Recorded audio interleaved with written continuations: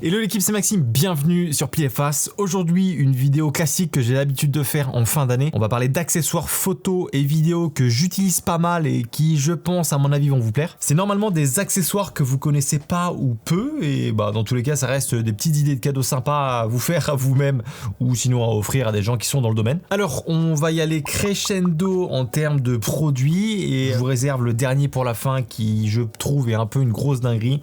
Watch time, YouTube, tout ça tu connais. Mais du coup on commence par le premier accessoire, ça va être des filtres avec un effet anamorphique. Alors une des particularités des objectifs anamorphiques, c'est d'avoir cet effet un petit peu de lumière comme un light leaks quand vous filmez directement vers la source de lumière. C'est un effet assez catchy à l'œil, surtout quand on filme le soir. Et il existe des filtres qui vont simuler cet effet un petit peu light leaks. Ceux que j'ai testé moi c'est les Freewell, ils s'appellent le Streak je crois, quelque chose comme ça. Il en existe deux, un couleur or et un couleur bleu. On a des espèces de petites bandes qui vont allonger les effets lumineux devant l'objectif. Et ce qui est marrant, c'est que vous pouvez tourner le filtre et du coup l'effet de lumière va suivre la rotation du filtre. Donc vous pouvez créer des effets visuels plutôt sympas sur vos vidéos. Honnêtement, je suis assez étonné du résultat, ça marche plutôt bien. Alors clairement, c'est pas un filtre qui va vous donner le look anamorphique. Le filtre il change pas du tout la compression, ni le bokeh de l'image ou encore moins la qualité de celle-ci. Mais si vous voulez avoir ce petit effet light leaks assez sympa à l'œil, et c'est un filtre que je vous recommande. Deuxième accessoire, on va parler d'une batterie qui se recharge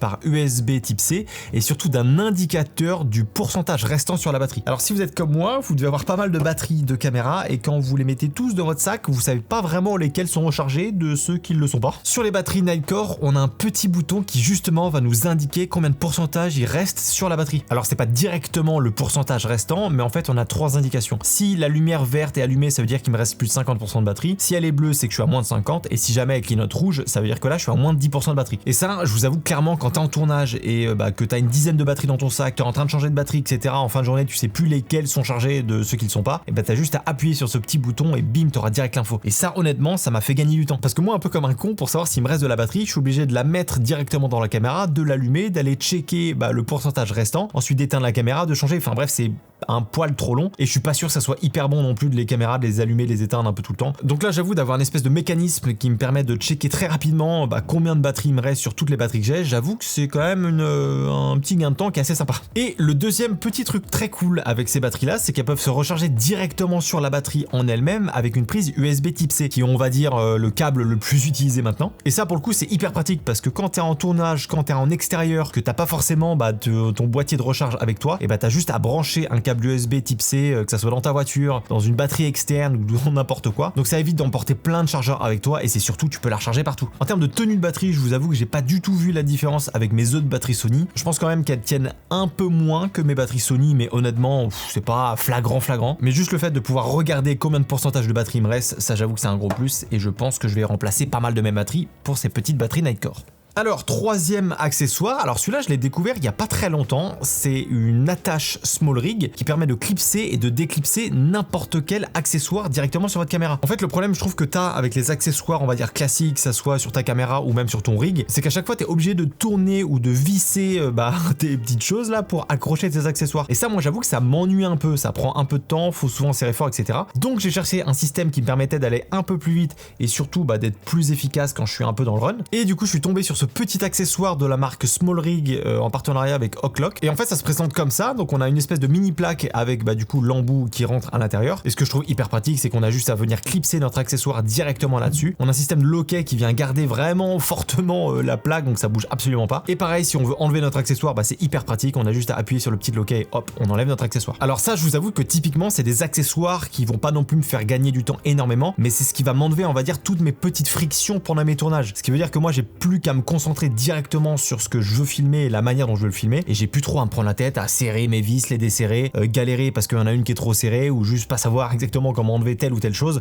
parce qu'il manque des outils. Là c'est hyper simple, j'ai juste un loquet, boum, je viens le glisser, hop, je l'enlève, ça repart. Donc ça me permet d'aller beaucoup plus vite, surtout quand je suis en mode run and gun. Alors je sais qu'il en existe plusieurs différents, moi j'en ai un aussi avec une espèce de, pas une tête fluide mais quelque chose pour s'incliner. Je m'en sers pas mal celle-ci pour le moniteur directement, mais en tout cas c'est vraiment un accessoire que je vous recommande. Vous allez voir que quand vous passez là-dessus, c'est assez dur de revenir revenir et à visser un petit peu tous vos accessoires. En tout cas, moi, c'est typiquement ce genre d'accessoire qui me plaît pas mal parce que ça me permet d'aller plus vite. Quatrième accessoire, alors je pense qu'on connaît tous le soufflet classique qui nous permet d'enlever les poussières sur nos objectifs et aussi sur le capteur. En vrai, c'est pas trop mal, ça prend un peu de place, mais en tout cas, ça marche bien. Sauf que c'est pas hyper puissant. Nightcore a sorti du coup un souffleur électronique qui est quand même déjà bien plus petit et surtout il est beaucoup plus puissant. Je crois qu'il est 2 fois plus puissant qu'un souffleur classique et c'est surtout que ça permet d'enlever les petites poussières qu'on a sur nos capteurs et aussi sous nos objectifs. On a un petit bouton qui est juste en dessous ici et dès qu'on appuie dessus, ça part. Désolé pour le micro. Perso, c'est un accessoire que j'emmène partout dans mon sac parce qu'il est assez fin quand même, donc je peux le glisser un peu partout. Pareil, il se recharge par USB type C juste ici et on a un indicateur de batterie restante, un petit peu comme on a vu sur les batteries. Alors ça s'appelle le Blower Baby de Nightcore. Ça fait un petit peu près peut-être 6 mois que je l'utilise. Je l'emmène partout sur tous mes tournages, sur tous mes petits projets, etc. Parce que c'est hyper pratique et ça me permet d'enlever les poussières assez rapidement. Ce qui est aussi intéressant, c'est que là on a des espèces de filtres qu'on peut venir changer pour que ça soit entre guillemets un peu mieux filtré sur l'air qui est envoyé, surtout quand c'est avec notre capteur. Et je vais pas vous le cacher que ça me sert maintenant comme aspirateur, mais à l'inverse quoi. Notamment quand je dois nettoyer, je sais pas, mon clavier ou des petits endroits où il y a de la poussière, je passe un petit coup là-dessus et je vous avoue que c'est hyper efficace. De temps en temps aussi, je peux me mettre dans la gueule.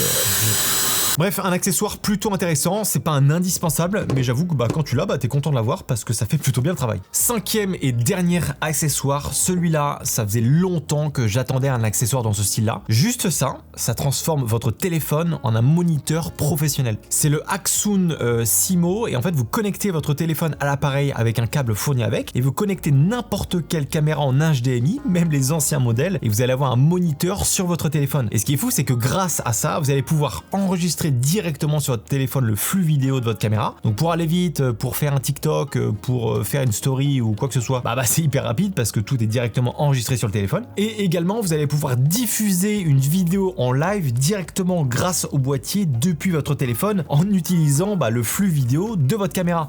Ça, je vous avoue que c'est quand même assez pratique. Déjà, si on prend l'aspect moniteur, on va dire classique, alors il faut savoir que tout se passe sur une application qui est l'application en fait Axoon. Et là-dessus, on va retrouver tous les outils d'un moniteur, on va dire basique, pour nous aider à bien exposer notre plan ou encore à bien faire le focus. Donc on a le focus picking, l'histogramme, les false colors et plein d'autres outils. Et c'est surtout qu'ils sont tous personnalisables à notre besoin. Donc top, on a même la possibilité de mettre une lutte sur un rush. Ah oui, alors aussi, on a la possibilité de zoomer directement dans l'image en pinçant mon doigt. Et ça, je vous avoue que c'est une fonctionnalité qu'on n'a pas avec tous les moniteurs qui existent et plutôt pratique. Du coup, ça permet au moins d'être sûr qu'on est focus à l'endroit où on veut. Bref, on a tous les outils qu'on a besoin d'un vrai moniteur, sauf que là, c'est directement dans notre téléphone. Et le problème qu'on a avec beaucoup de moniteurs, surtout un peu cheap, c'est la qualité, la représentation des couleurs via l'écran. Et là, vu que votre téléphone vous sert de moniteur, la plupart du temps quand même les téléphones, surtout assez récents, ont des très bonnes dalles, c'est-à-dire qu'on a une très bonne représentation des couleurs et surtout on a une belle qualité d'image, ou en tout cas ce qui est le plus représentatif de ce qu'on est en train de voir. Ok, petite précision, on s'est rendu compte avec Alex que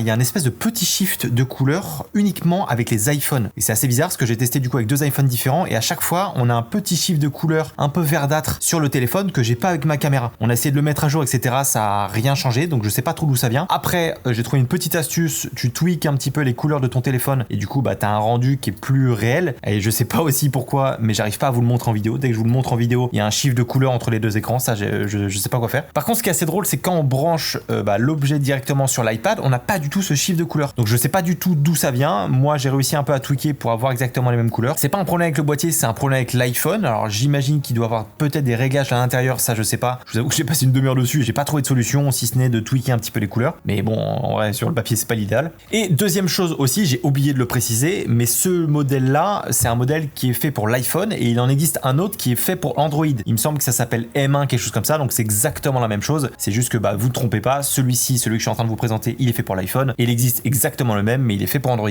Le petit plus aussi, c'est qu'en général, les téléphones ont une capacité de monter en luminosité assez importante. On est autour plus ou moins des millits, ce qui n'est pas du tout le cas de pas mal de moniteurs. Donc déjà, on a un vrai moniteur dans notre poche et ça, c'est déjà incroyable. Ensuite, on a la possibilité d'enregistrer directement sur notre téléphone. Alors pour l'instant, on a uniquement la possibilité de filmer au maximum maximum en termes de résolution en 1080p, mais je pense honnêtement que c'est quelque chose qui peut être amélioré par la suite, parce que vu que tout se passe sur une application, l'avantage de l'app en fait c'est que c'est hyper facile à mettre à jour et qu'on va forcément avoir de nouvelles fonctionnalités qui vont arriver sur l'application, parce que les applications sont mises à jour assez régulièrement, donc ça c'est aussi pratique, c'est pas uniquement un boîtier, c'est l'application qui va derrière, et ça c'est un gros plus.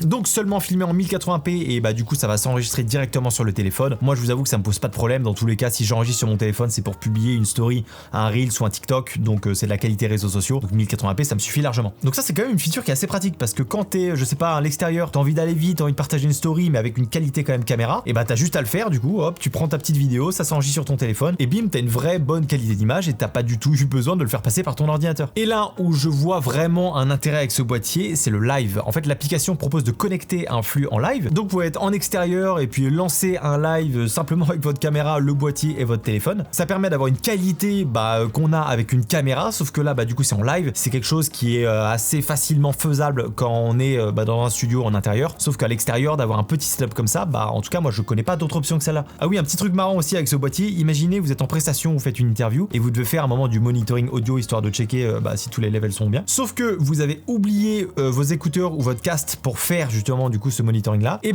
avec l'application on a la possibilité de connecter nos AirPods directement sur l'app et du coup faire du monitoring avec des AirPods. Alors j'avoue c'est pas le truc le plus optimal, mais si demain t'oublies tes écouteurs, ce qui m'est déjà arrivé, c'est une solution qui peut au moins dépanner sur le coup. Aussi un truc que je trouve plutôt pratique, surtout si vous êtes créateur de contenu comme moi, faire un petit peu des tutos ou même montrer les menus de votre caméra, c'est un truc qui est possible de faire avec ce boîtier là, et vous avez juste à faire un enregistrement écran et bim, du coup vous avez un fichier avec simplement les menus de votre caméra. Et ça typiquement c'est quelque chose qui était pas possible de faire avant, ou du moins tu étais obligé d'avoir un Ninja 5 avec un SSD derrière pour enregistrer, donc le setup te coûtait 800 € juste pour faire des enregistrements écran, alors que là t'as juste à avoir ton boîtier, tu fais un enregistrement écran et bim, t'as les menus comme t'as envie. Et ça je vous avoue que pour tous les créateurs de contenu, surtout quand on n'a pas trop de budget au début, moi je m'en souviens que j'ai galéré comme un malade pour pouvoir faire ces réglages là, et là du coup c'est une solution qui est assez abordable. Bon, je pense que vous voyez qu'il y a pas mal de possibilités avec cet accessoire, ça nous permet d'avoir un moniteur dans notre poche, c'est petit, ça prend pas de place. Alors après honnêtement la qualité de fabrication est pas incroyable, on sent que c'est du plastique, c'est assez solide pour le coup, mais bon on sent que